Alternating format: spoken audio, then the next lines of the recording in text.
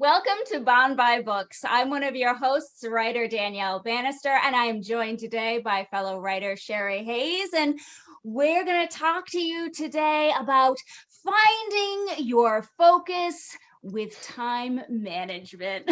Welcome, Sherri. Hello, Danielle. Wow, this is like the topic that is so close to both of our hearts. So close. So close. Because I mean, you and I think are the ones primed to talk about this subject of our group, because we're both working these, really grueling full-time jobs. And when do you find time to write when you've got, the day job that takes up 40 hours plus sometimes on the week, how do you, carve out that time? So we thought that we would sort of talk today about, how do you find that time so that you can use that time to find your wisely focus. Yeah. Right? You got to use it when your time is limited. You really have to figure out the best way to be efficient with the time that you have. And anytime writing is not your full-time gig, that becomes an even bigger issue, because you don't have a full 6 to 8 hours to dedicate to writing and marketing, because it's not just the writing, it's the marketing too. So you really have to figure out a healthy balance to that. And that is the key word here, healthy balance, because we can all write until our fingers bleed and give ourselves headaches and, or heaven forbid, migraines. Yeah. But that's not healthy. You're not going to enjoy. You're going to burn out. Right. You can only maintain that schedule for so long. And then the muse is going to be like, see ya, you're working me too hard. I'm out of here. And you're just going to not be able to come up with anything. So my question to you is, well, do you then use like some sort of a schedule that you use during the week for writing, or do you just write whenever you have time to write? Like, how do you do that for yourself? Okay, so I do have a schedule, kind of, but it's not. It fluctuates based on. It's not like a set time every single day. I'd love it if it was.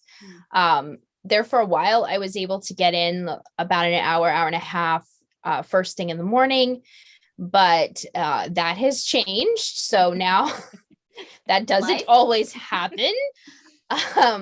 But it also depends on the day for me, because there are some days when my afternoons are free. There are some days when I have an hour or two in the late morning that's free.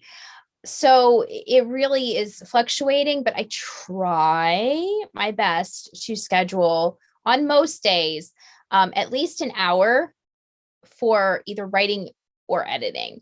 And I say that because I only work on one book at a time. So I can't go flip-flop back and forth because I do not work with an outline, and it's very hard for my brain to be focusing on one story and then flip to another story. So if I have to go back, like say I'm working on one story and I send in, I send it off to an editor, and then I maybe will start another story.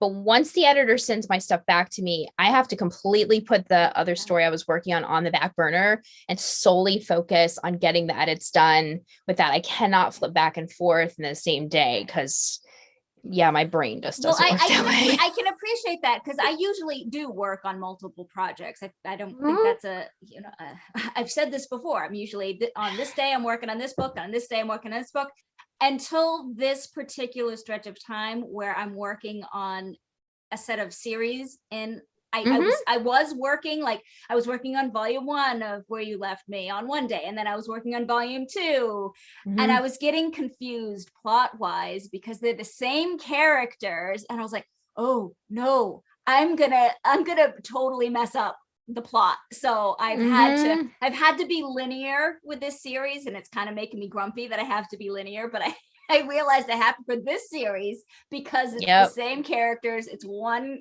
overarching arc. I got to stay in this lane. But I do on the weekend switch gears and I work on another project a little bit, like a Sunday fun day sort of project. So I can get some, because I don't want to take it stale is what it is. I don't want to get sick of these characters if I'm working on them, one right after another. So, but for me, in terms of writing time, I have what I like to call the power hour. I have 1 hour from 7 a.m. to 8 a.m. I have a timer set on my phone. And when that timer goes off, I drop whatever I'm doing and I sit down and I don't move from that spot. I'm doing my best not to look at social media. I'm not answering. The only person I'll respond to is my mother. She texts me, but everybody else, I'm basically just shut off. You're gonna hear from me at 8 o'clock, and then I'll do my writing or my editing or whatever it is that I've scheduled for that day, for that 1 hour. If I finish the task that I was gonna do, well, then I can go on social media early and, finish up. But oftentimes I'm using that full hour to get what I'm done. And then I will carve out days. I will map out all the chapters. So if there's 19 chapters, I'll map out 19 chapters. And then I'll give like 3 or 4 buffer days so that if one day I was sick or something came up or I didn't get the words out, there's that buffer time. So I still stay on target. So I'm trying to set myself up for success by allowing extra days at the end. And if there was extra days, I can goof up. I can do whatever I was going to say. I think that's a good thing to point out is you really do need to incorporate buffer days into your writing strategy.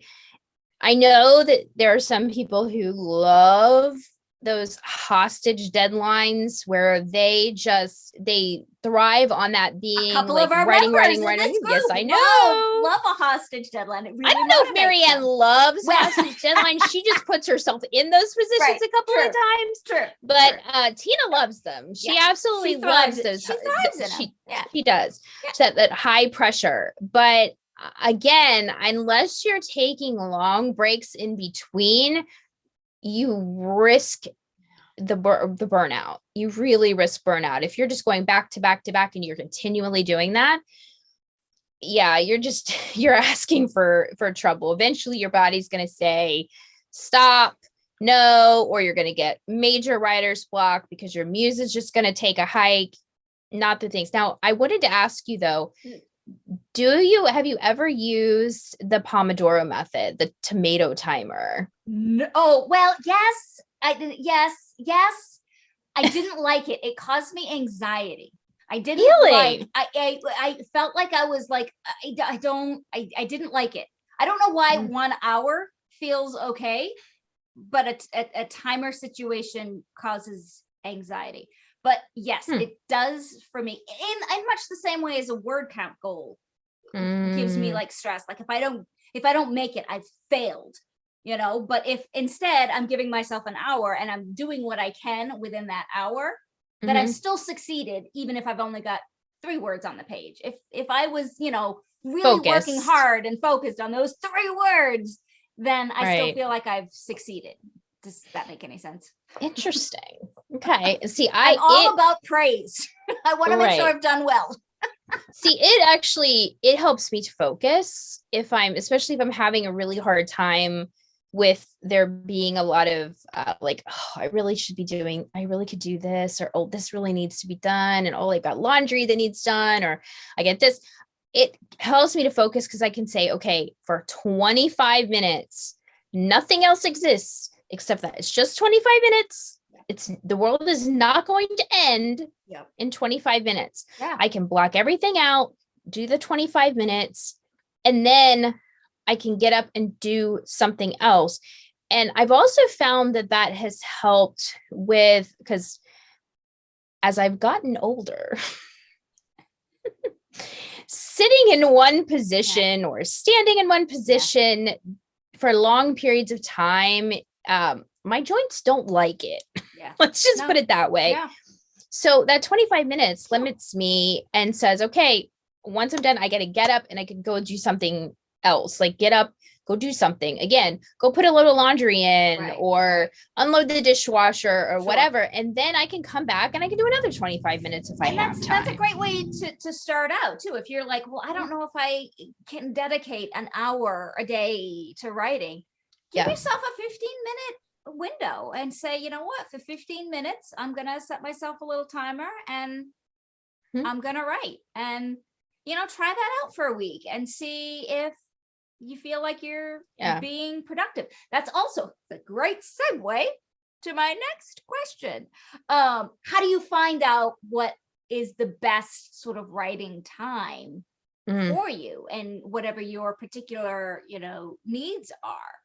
And what would you suggest? Honestly, it comes down to experimentation. You know, some people are morning writers, some people are afternoon writers, some people are evening writers. I mean, I personally, I can write pretty much anytime during the day. I'm not a great evening writer unless I push myself to stay up late, past kind of that point, I guess, of no return. I don't know how many other people experience that, but there's that point where you just push yourself and push yourself and push yourself to stay awake. And for some reason, your body, I don't know if it's adrenaline or what it is, that kicks in and you get like the second wind. Then occasionally I can handle that, but I don't typically stay up that late to do that anymore. As I've gotten older, again, I don't do that very much anymore. I like my sleep. Yes. But yeah, I mean, I'm pretty flexible as long as it's not in my kind of down times, like 2 to 4. And usually about 2 to 6 are not good writing times for me typically. Right. Any other time I'm awake, I'm usually okay. Yeah, it really comes down to experimentation. I mean, you really have to try it for at least a week. You can't just go one morning, oh, I'm going to write at 5 o'clock this morning and see if I'm feeling productive. And then tomorrow I'm going to write at 5 and see if I'm productive, because that's really not a good gauge of whether or not that's your best time to write. Yeah, you could write words in both, but you might get way more words right after you've had your evening meal and your, you know, body is full and your mind is racing. Or you might be like the first, you know, thing in the morning before your first cup of coffee. You might, you know, have all of the ideas from your nighttime dream just come to you. So I would say take about a week and just write it down on a piece of paper or make a little spreadsheet and just log what you've done. Yeah, journaling it would be a good idea, because I would also say that another potentially good time to write would be after a workout, because you have, you know, you've gotten that blood flow going and everything's kind of, you know, moving and functioning, and your body is kind of all awake. Your brain are firing because you've had all those good endorphins going with the exercise routine. And then maybe, you know, you finish your exercise routine, have a shower, and then you sit down at that desk and you pump out a bunch of words. It may not work for everybody, but it's definitely something to try. If you're having trouble putting words down on the page, try different times. Like you're saying, try before breakfast, try after breakfast, try, you know, mid-morning, try after lunch, try, you know, after your exercise, before dinner, after dinner, right before bed. Give yourself all those kind of different experiments. Try each of them for a week. Track your progress. Track how you feel while you're like, you know, before and after you actually do the writing, and see what happens. Right. Find out when your ideal writing time is. You may have one, you may not. You may have a couple. Right. So yeah, you just never know. So with limited time to sort of write and market, how do you know how to sort of prioritize, you know, what you're going to write about? I mean, there's, you know, you got all this writing time, but how do you like figure out, well, when am I going to market and when am I going to do all this other stuff? I mean, seriously, it becomes a big issue, right? It can. Yeah, it really can. I mean, because there's never enough hours in a day. It just isn't, it doesn't matter. There's just never enough hours in a day. But I know for me, I tend to try to get that hour in for writing. Right. Or editing, writing/editing. And then any other time that I have, I usually try to focus on marketing. Now, I am lucky in the fact that my Fridays and Saturdays tend to be slower days for me for my other jobly commitments. So usually I can get blog posts done and, catch up on any marketing that I have let slack off during the week. I can catch up on that on Fridays or Saturdays. What about you? Yeah, that I tend to devote Saturday to sort of like my marketing and my sort of content day. So any of my social media content, if I'm writing blogs or if I'm writing newsletters, I'm doing it all on the weekend for the week coming up. Yep. I'm getting it all done. If I'm recording TikToks, I'm prepping it all before because I just don't have time during the week to do it. So I've carved that out, and then I try really hard. I do a little fun day Sunday, something really small, but then I try to like leave Sunday completely writing free to not do anything. Sometimes I'll do a little fun project on Sunday, but I try to just let Sunday be downtime so that there can be rest and relaxation and time, right?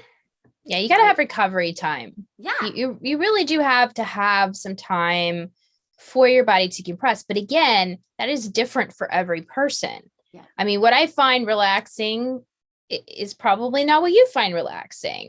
Right. So you've got to find that and find out what rejuvenates you and what energizes you, and then go with that. Yeah. So I just have a simple little question here. Do you plan out your writing year, or I'll finish it when I finish it?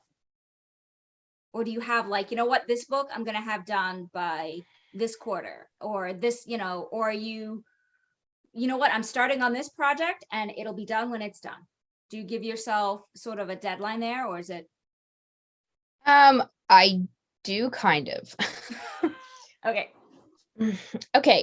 So unfortunately, or fortunately, whichever way you want to look at it, as you know, you kind of have to, especially these days, you kind of have to schedule editors and cover designers fairly far in advance. You usually can't just go, oh, I'm done with the book. My cover designer is going to work on this like tomorrow, and then I can send this to my editor in like 2 days, and they're going to have it done for me. There's very few, editors that have that type of availability. Yeah. So you usually have to schedule them months in advance. I know I just scheduled my editor I'm planning on releasing my next book in the fall. And so I had to schedule my editor, and I scheduled her out. She was scheduling for July. Yeah. They book out far. Yeah. So, I mean, luckily I didn't need her until August, but still, I mean, we're now, it was the end of April when I talked to her. So, I mean, end of April, and she's already scheduling to mid-July. That's you got to plan for that. So I do, again, like, I know that I'm going to, my game plan is to release in October. That's at this point, that's what my game plan is. But I've given myself, I'm about 40,000 words into my current manuscript for that release. So I have roughly 3.5, 4 months to write another 40,000 words, which is only about 15,000 words per month ish. Which should be completely doable and gives me plenty of buffer. But with my crazy schedule, I like to have that buffer very much, because I never know if something big is going to happen and I may not get to write for a couple of weeks. Yeah. What about you? I know you're a planner too. You're planner hearts. I do. I have my quarters planned out. I know what's releasing every quarter. I know what I'm cover revealing every month. I know what's going on sale. I know it all for the next 3 years. Oh gosh. But that's how I can figure out, do I have time to write it? Because I start with, when is it going to come out? And then I work backwards from there. I'm like, do I have enough time to write it? Do I have enough time to hire the editor? Do I have enough time? And if I don't, I erase it. And I, so it's a big project. It's not, something that I just whip out willy-nilly. It'll take me probably a full day to map something that big out, but it helps me keep calm. It keeps me on track, and I know what I'm doing, and I know where I'm going, and it makes me happy. It can't be that bad if it makes me happy. Yeah, I always have, I do, the only detail I go in for that much detail is about every month I will plan out my promotions and social media. Yeah. So that's that a way I know to stay on track too. Like, you've got, you don't have to think about it. If you put it on your, planner, you have social to media post today or whatever. Yeah. And what I'm posting, am I promoting, a cover reveal? Am I promoting a sale? Am I promoting asking people to follow me on Amazon or Goodreads, or to sign up for my newsletter? I mean, all of those things are things that you should be promoting on your social media on a regular basis. And it's so easy to allow them to fall through the cracks if you don't put them on a planner, because you either find that you're promoting them too much or not enough. So by having it all planned out in your planner once a month. Oh, I have posted 5 days in a row. Maybe I shouldn't. Maybe I should post something not book related today. Right. It's like, so, and that should, again, I put that in my planner, and I actually have 2 planners now. I have one for pretty much everything non-book promotion related, and just one that's completely book promotion related.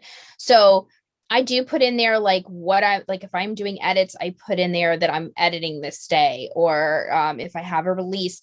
But I also post that, hey, this day I am posting this on Facebook, and this on Twitter, and this on Goodreads, so that I have everything there in front of me, and I don't have to think about it on a daily basis. I've done it one day. I've got it all planned out. And I just go in there and flip to it and like, oh, today I've got to do this, this, this, and this. And it's so much easier. It's so much less stress. Yeah. And when time management is an issue, the last thing you want to do is spend a half an hour trying to figure out what you need to post. Yeah. Yeah, that's precious time that you could be, writing or resting or reading or, doing any other thing, but stressing about what am I supposed to post today. I mean, some people will set out a graphics day, and they will just make graphics on a weekend, and, they'll plan, make 50 graphics and just throw them in a folder so that when they're ready for them, they're there. Right. I mean, it's all part of it. It's all part of it. It's not just writing time. It's all of it. Right. Yeah, it really is. I mean, I think a lot of people, when they think of time management, they do tend to think of just writing new content. Sometimes they include editing in there, but being an author is not just about writing. It's not just about editing. So now, blogs and newsletters, do you plan those out like you do your books and your writing and your social media, or is that different for you? Do I plan out? Of course you do. My newsletters? Do I plan out my blog posts? Why, yes. Yes, I do. And I'll tell you why I do it. Not just because I like to have a schedule, because so I know that I need to record or write all my content on a Saturday. I don't want to spend all Saturday long trying to think up, what am I going to write a blog about next week? Or, I would like to have some of my day to, watch YouTube or go see a movie or, whatever. So if I can take a couple of minutes here or there and go, oh, that would be a good blog post, I'm going to put it on my little spreadsheet. So I know, I'll tuck that in there. If I know that I'm blogging twice a week, I know that I've got to come up with content 2 times a week. So as ideas pop up, I'll just whip out my sheet, pop it in on a date. And so that when it comes down to Saturday, I already know what the topic is, and I can just write it, and I can whip that out much faster than me trying to figure out what am I gonna write today. What, you know? So it's just something that I talk literally in the back of my planner, and as ideas come to me, I whip it out, write it down, just whip it out. I should not have said that. I take out just whip that thing out there. But you could do it like in a digital spreadsheet as well. I just prefer pen and pencil and paper. I like to write it down. There's something about writing it down that helps it sink in my memory better, but some people are like solely digital. You could totally do that digitally too, and just keep a little digital. It's easier for me. Anything I do digitally, it's just easier for me to ignore it. It really is. I found that I've tried the digital calendars. They just do not work for me. I have to have it like print. I like to be able to cross it out when it's done. Well, yeah, that too. That's always satisfying. It's hard to do on a digital thing. But what about you for like blogs and newsletters? Do you plan out, how often are you sending out blogs and newsletters? Are you pretty consistent, or? Well, okay. So on Mondays I blog about I post the podcast. I post where my readers can listen to the podcast. And then on Wednesdays, I actually I post, I shouldn't say write, because hopefully I've got it done before Wednesday. But I post a blog based on whatever the topic was on the podcast. And it's been working really, really well. Other than that, I kind of post things as they come up. Like if I have a release day, I will post something, that cover reveal, I will post something like that. Right. But I don't, and occasionally I'll post like what I'm reading or a review. If it was a really great book, I loved it, I'll post a review.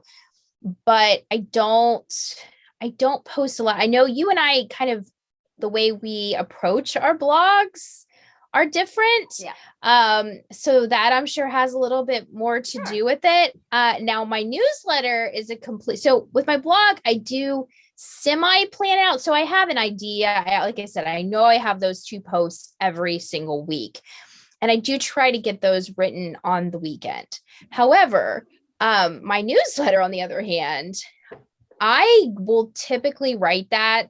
My newsletters go out every Monday, and I will write it every Monday. Like I write it before I send it out. Have any forethought about what you're writing, or you just sit down and go, oh, it's Monday, I've got to write a newsletter, and figure out what you're going to talk about? It depends on the day. Because my newsletters are very personal. I am writing a personal letter to my readers. For example, in my newsletter for last week, I had went to a book signing at a local event, and I shared a really cute story about something that happened at the book signing, where a little girl came up and she was fascinated with one of my book covers. And I mean, she was only like 4 or 5 years old. She was just so cute, but I asked her mom and her grandma who had come with her if they read romance, and they said no, but she just looked at me and she goes, I do. And she was so serious. It was the cutest exchange ever. And I shared that with my newsletters. I shared like what happened. And it was adorable. But I share little stories about my life and my books and my writing. And I do that in my blog. So we kind of, I think, flip-flop on terms of what we share. Right. So that's another reason why I don't really plan out my newsletters so much, because it is very personal. And, things that happen, I'll occasionally share pictures of my life, of, sometimes even my family, like my mom or my niece or nephew, which are things I do not share on social media or on my blog or anything else. So for readers who want to, kind of get to know me more on a personal level, my newsletter is where they get that content. But that's, to me, that's where I've chosen to, because you want to give content in your newsletter that, readers aren't getting anywhere else. Otherwise, why are they subscribed? Well, and and for my newsletter, for that Yeah. type of content, I'm giving away, short stories that nobody else is getting. I'm doing exclusive giveaways that nobody else is giving. So I'm doing sort of different types of just still types of stuff. So I mean, it's still Mhm. on par with what you're doing, but we're just kind of tackling them in different ways. Yeah, we're doing it in different ways. Like, you got to do it this way, and you got to, figure out what works for you. And exactly, you should have a newsletter at the very least. Even if you don't have a blog, you should have a newsletter and you should have a game plan. If not a detailed, I'm going to talk about this, I'm going to talk about this, I'm going to talk about this. You should at least have a game plan in like what type of content you are going to be providing in your newsletter and in your blog. Right. And then be consistent about it. But that does kind of fall under time management, because you do have to figure that out. You have to manage that and work it into your schedule to figure out how that's going to play, even if it is a spur of the moment, because I know I have a time set aside on Mondays to write my newsletter. I don't have it planned out, but I do have time in my schedule where I write my newsletter on Mondays. That's planned. Having a game plan for your newsletter, even in terms of content, you don't want to send out, if you're sending out a newsletter every week, you don't want to be saying, buy my book, buy my book, buy my book. Yes. Because then the people getting that newsletter are going to be like, oh, they're always selling something to me, I don't want this content, and they are going to unsubscribe. So you even have to be thinking about, when was the last time I posted something that was, salesy? Is this the time to ask again? Or did I just ask last week about, check out this thing, so you have to think about, there's so much thinking, and it's not just writing the word, there's so much writing involved. I know. Wouldn't it have been nice when when writers used to just be able to just write the words and they had like just a team that did send it off, and then the team did the publisher, the team did everything else. You didn't have to worry about anything except sitting down to write the story. That's not how it works anymore. That's not how it works. Even if you're traditionally published, that's not how it works anymore. You're expected to do a lot of this lifting yourself now. Exactly. So I'm going to ask you one last question, and then we can, let readers go. So I think this is an important one. What if you're not in the mood to do the writing, to do the editing, to do whatever it is in the time that you've set out for? What if you're just not in the mood? What do you do? Do it anyway. Yeah. I seriously, because do it anyway. Even in the worst, if I have an hour set aside for writing, even on my worst days, I can get 150, 200 words down on the page. And that's 150 or 200 words that I didn't have. And you're creating a habit, right? And you've got to push through. If your muse knows there's no escape, she'll cave.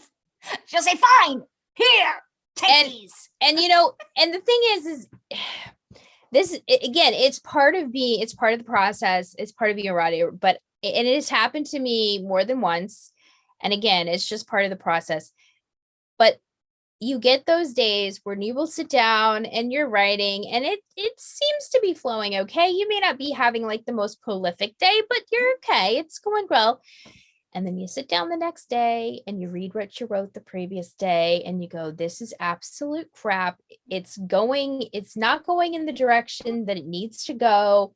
And I have to get rid of all the 1,000 or so words that I just wrote the day before. We've all been there.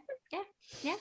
Yes, if you've been writing for any length of time, but that writing is not wasted writing. No, right? It's not wasted. You're practicing your craft. You're getting better. You're getting stronger, whether you know it or not. And it's just like running a marathon. There are going to be days that you're not, running the time that you want to run, but you're building up your muscle memory, and you're building those wheels, and you're starting to go, oh no, I'm meandering now. I can see myself meandering. Nope, I'm going to come back. And it's training. It's training. And I will say that I have noticed that the longer that I have been writing and the more consistent that I write, the less it happens. And that will help you find your focus, which is sort of the whole point. Exactly. You know, it'll help you Exactly. find your focus if you're being consistent with it, whatever it is that you decide Mhm. that it is, 5 minutes, 10 minutes, whatever it is, stick to Yeah. it. Make it a habit. Habits are hard to break. Yeah. But they're Well, also and fun that's to really create. what time management comes down to, is creating habits that work for you. Yeah. Because you can make all the schedules in the world. I mean, I have sat down and had people, I've watched, I've read books, I've watched videos that'll be like, oh, you need to break your day up into 15-minute time increments, or half-hour time increments, Yeah. or 3-hour blocks, or whatever it is. And yeah, that may work for you, but it may not. May not. You I've really tried have to find so it. many methods to find something that works for me. And you know what? I Yeah. find something that works, I'm sticking with it. It's fine. Mhm. You It have may to. not be the most beautiful thing in the world, but it works for me. Mhm. It works for me. And that's you just gotta find what works for you. Yeah, that's what's most important, is finding what works for you. Well, I think that is a good place to stop for today. Hopefully you've enjoyed our discussion about time management and planning and all the things under the sun with having to do with that. And that you found maybe a nugget of information that you can take and run with yourself. But thank you for joining us, and hopefully you will tune in next week and see what else we have to talk about with Bound by Books. Bye. Bye-bye. Wait! Before you go, don't forget to like, comment, and subscribe, and check us out on our website, boundbybookspodcast.com.